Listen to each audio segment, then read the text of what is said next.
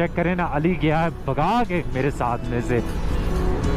ये जो आपको भी नजर आ रहा है ग्रीनरी नहीं है, क्योंकि अब सर्दी आने वाली है, सर्दियों में घास जल जाती है।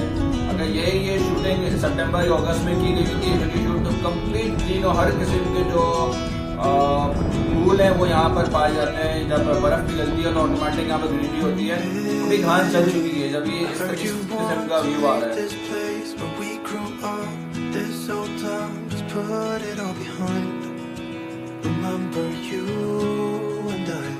Always find somewhere to hide when we were kids, so we could see and hear the water run. Rivers gonna cry when you're gone.